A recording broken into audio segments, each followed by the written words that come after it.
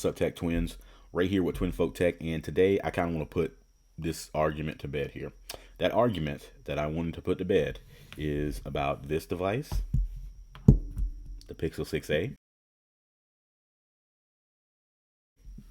versus this device, the Nothing Phone 1. Cool. So it did its signature thing there. It lit up there. But anyway, there is a lot of talk amongst the tech community about these two phones kind of being like head for head, spec for spec, two really, blow for blow contenders. But for me, there is absolutely no question as to which one I think would win a gadget matchup. And I'm going to go ahead and tell you, spoiler alert, it's going to be the Pixel 6a that I think is going to give you the best bang for your buck, and it would be the one that I recommend. So now that that's out of the way, video's over. All right, thanks. Be good to each other. Be good to... Okay, I'm just kidding. But seriously, the Pixel 6a is going to be the device that I would recommend, hands down, over the Nothing Phone 1. So first off, the Nothing Phone 1 isn't even available for release here in North America. I purchased mine from Amazon UK, and I'm actually pleased to say that it does work extremely well on both T-Mobile and Google Fi. Those are the networks that I use, and it has been working swimmingly on both of those networks. I'm getting full 5G, voice over Wi-Fi, voice over LTE, all that good stuff. It's working perfectly.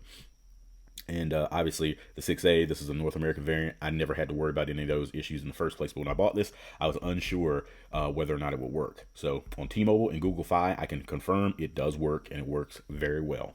However, so since it's not directly sold here in North America, that kind of takes it off of the board for quite a few people. So there's a knock there. Number two, Nothing is a startup by Carl Pei, former founder of OnePlus, and they started with the Nothing Ear One earbuds. Obviously, I have some different tips on mine because the tips on the original tips on here were just not comfortable for me. But these tips that I swapped them out with are perfect, and they give me a great seal. But that's kind of beside the point. So this was Nothing's first product, the Ear One. These were a set of true wireless earbuds, and they kind of put Nothing on the map. They were known for this like really cool design aesthetic, and yeah. So fast forward several months later, Nothing then unveils that they're going to be doing a smartphone. So that is the Phone 1. I got the black version here. The white one was sold out, and I'm sure the white one picks up a lot less fingerprints. But yeah, this is a solid phone. Don't get me wrong. This is a nicely built, solid Android offering for the mid-range. You're coming in with a Snapdragon 778G, and I want to say it's been like custom kind of made for Nothing because it will allow the reverse wireless charging of devices on the back of this phone, which is pretty sweet. And it also allows for this phone to be wirelessly charged. Matter of fact, the wireless charging speed of the Nothing Phone 1, which is 15 watts, is going to be almost just as fast as the Pixel 6a's, I think like what, 18-watt wired charging speed, and then the Nothing Phone 1 almost doubles that because I think the Nothing Phone 1 has 33-watt wired charging. So in that department, Nothing Phone 1 beats that outright. There's no wireless charging on the Pixel 6, which a lot of people consider like a necessity. I personally, I don't wirelessly charge anything ever, so I don't even use this feature. I don't wirelessly charge my phones. I don't wirelessly charge my true wireless earbuds. I don't wirelessly charge anything. I think it's a very inefficient and battery damaging way to charge things. I think if, I'm going to be charging something, I'm just going to go wired. It's totally your prerogative, but I think wireless charging is just hugely inefficient and like one of the stupidest things ever. But everybody has their things that they want. So in terms of wireless charging and the charging speeds, it's got the Pixel 6a.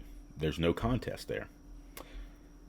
But when you actually start, digging into the device, another thing that it quote unquote has the Pixel 6a beat on is going to be the fact that the Nothing Phone 1 has a fast 120 hertz refresh rate, whereas your Pixel 6a has the terrible 60 hertz, just the unbearable to look at 60 hertz screen. Oh my god. 60 hertz doesn't bother me, but that's going to be a point of contention with a lot of people. They would rather have the 120 hertz over the 60 hertz. Okay, but where it starts to fall apart for me is if we go into our camera apps here. We all know that first and foremost, Google Pixels are going to take the best pictures. Google Pixels have the best point and shoot camera of like any smartphone. So, how did that turn out so different? But anyway, I guess I angled the phones in different ways, but anyhow, the Google Pixel cameras are just going to be the best in the business when it comes to point and shoot on a camera. It really can't be beat. One thing that the Nothing Phone 1 does have that the Pixel 6a or even any of the Pixel 6 and 6 Pro don't have is a Pro mode. So they've got the expert shooting mode. You don't have that under the Pixel 6a or the Pixel 6 or the Pixel 6 Pro. You don't have a Pro mode on the Pro. Okay, so it beats it there. But for me, when it comes to video, I gots to have my 4K 60. And if you look at my Pixel 6a here, we can record in 4K 60 frames per second. If you look at the Nothing Phone 1 here, it is stuck at 4K 30. So you can do 1080p or 720p 60. You can do 1080p 60, but there's no 4K 60. And the crazy thing about that is this phone is capable of 4K 60. Like the hardware and the SoC, it is capable of 4K 60. So it's just being limited for some reason, which is insanely odd. So it loses there for me. I literally, I guess how some people, can't use a device without that has less than 120 hertz or less than 90 hertz, or some people can't use a phone without wireless charging. I can't have a phone as my main phone without being able to record 4K 60. I am personally in my life, I'm like the family documentarian, so I'm always recording everything. And when I record, I use my phones, and I have like a lot of phone camera accessories that I use. So I use phones to record with, and I have to have 4K 60. If I could have 4K 120, even better, which you do have on the OnePlus 10 Pro and the Sony Xperia devices. But as far as what is bare minimum for me, it's 4K 60. 4K 30 is a no-go. 1080p 60 is a no-go. 720p 60 is a no-go. I want to be able to shoot in the highest quality I can in 60 frames per second at least. So the Pixel camera is going to be better. That's just a known fact. And then the video on the Pixel camera is going to be better than on the Nothing Phone 1. Another weird thing that I found with the Nothing Phone 1 is it does not have a one-handed mode. On a phone this big, Carl Pei, I don't understand why there is no one-handed mode. Like, even on the tiny Pixel 6a, there's a one-handed mode. And I feel like this is a necessary feature these days. You should not be making any phones without a one-handed mode. So no one-handed mode on this device, which just doesn't make any sense. And of course, you're gonna have like all of the cool googly features. So let me pull this stuff up here real quick.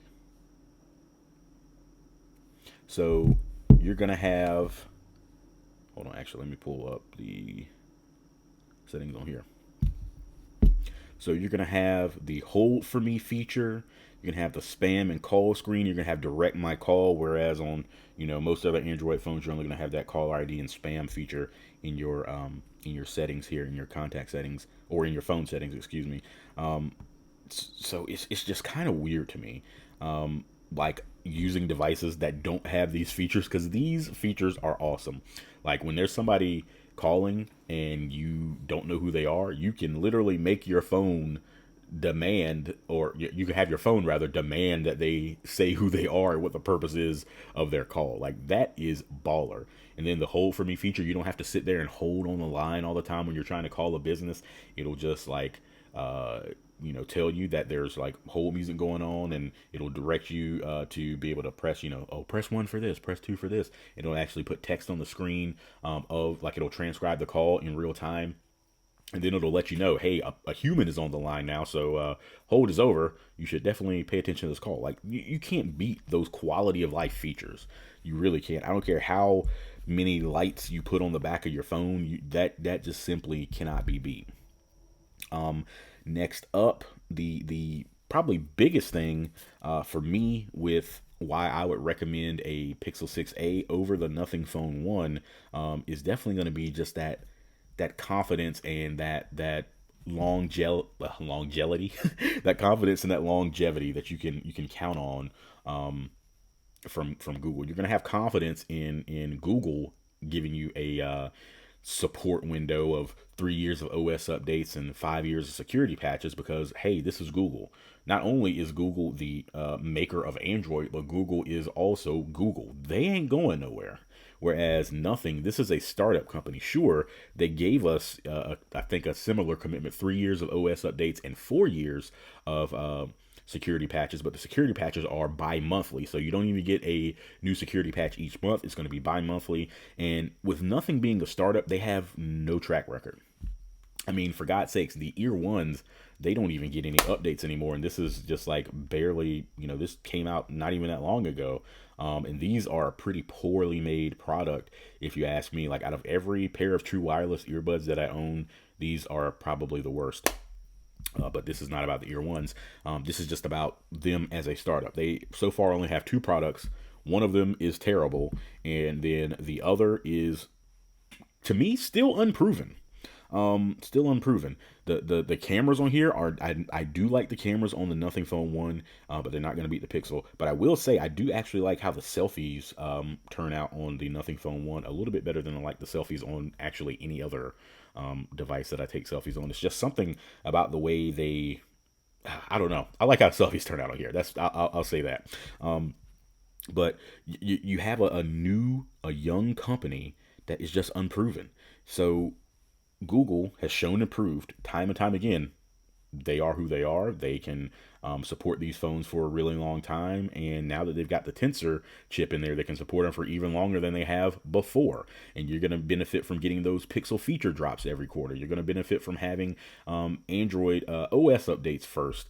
And monthly security patches, not bi-monthly, but monthly security patches from Google, straight from Google. Whereas with the Nothing Phone 1, even though it's running a very, very light Android skin, the Nothing OS skin over the Pixel experience, it's pretty much like, not stock Android. Stock Android is the AOSP build, but it's pretty much like the Pixel experience. You got your Google search bar down at the bottom, and then you got your Google feed over on the left, and it's really not a heavy skin, but somehow, even though it's one of the closest skins to the Pixel experience skin that Google puts out, this device is not going to get Android 13 until like Q2 or something of 2023. Android 13 is out now. It came out in August. So this Nothing Phone 1 is not even going to get Android 13 until like months and months and months down the road from after Google has gotten it on their devices. So I think, yes, these are similarly priced at I think like $399, or I guess 399 euros rather, or depending on what spec you get, I think it can go up to like $500 if you get like a higher RAM spec or a higher memory spec. This here's the 8 gig 256 spec, so I think this cost me about $400 something, maybe 450 or so USD, and then the Google Pixel 6a costs about the same price, 450. And it's got 128 gigs of storage, 6 gigs of RAM, so it's only the one spec, one variant, and it cost me $449 here in the US. But I was able to trade in my old Pixel 4a 5G, get $300 off, and basically got this phone for $150. Not only that, they also threw in some Pixel A series buds. These are not my A series. These are my Pixel Buds Pro. But the point still stands. I was able to get this with a trade-in deal through Google for $150, brand spanking new phone. Whereas with this, I had to buy outright. There was nothing to trade in, and there's not going to be anything really to trade in the future. Because think about it, this phone is already so cheap. It's $399 right now. It's so inexpensive. When it comes around, the time for the Nothing Phone 2 to come out, if Nothing is even still around at that point, when it comes time for the Nothing Phone 2 to drop, this trade-in is going to be pretty much worthless. I mean, it's not like, the big behemoths like Samsung and Apple and these other Android and smartphone manufacturers where they can afford to eat that cost on trading in a device you've only had for a year in order for them to incentivize you to buy the newer or latest and greatest device. Nothing isn't going to have that. They're not going to have that. So it's really hard, when it comes to thinking about the future of what happens with this device. Not only about being able to easily upgrade, but also will this be supported for as long as this device will? Can we truly trust nothing to be around throughout these 3 years of OS updates and 4 years of security bi-monthly security updates? I don't know. I don't think any of us know. I mean, it's a young company. I do love this phone. This is a nice phone, but by the same token, it's missing a lot of things that I kind of need, and I don't know. I just would much rather have that security of having a Google Pixel. But that's just me. I mean, yeah, the 120 hertz is pretty sweet on this device, but no one-handed mode. That's like a feature they had to actually like break because one-handed mode is like native to Android 12. So that's just weird to me. But yeah, so a lot of good things going for it. A lot of good things going for this. But the Pixel 6a, that's going to get my money in terms of longevity every time. So I would recommend you buy the 6a. But if you want to be, one of those people that are on, like, I wouldn't even necessarily say the bleeding edge, since this is a mid-range phone technically. But if you're one of those people that wants to have the latest and greatest, and just wants to check this out because it's something new, something different, then I mean, go for it. Go for it. I'm not going to stop you, but I will say I can only confirm from my case, my test case here, that it works on T-Mobile and Google Fi, and I can't guarantee you that it'll work in your same area, even if you have those same carriers. So your mileage may vary. But yeah, I'm going to go with the Pixel 6a all day, every day. If I had to choose, gun to my head, I am perfectly fine with 60 hertz if I can get that Tensor SoC performance, and that great Google software, those Pixel feature drops, and everything else that comes with having a Google phone. I would pick this in a heartbeat. So if you have any questions about either of these devices, and maybe I didn't get to something in the video that you wanted me to discuss or talk about, definitely drop a comment down below, and we can talk about it. I always love hearing from you guys. You are probably one of the greatest YouTube communities on the internet, so thank you as always. But yeah, be good to each other, be good to your tech, and stay 20. I'm out. Peace.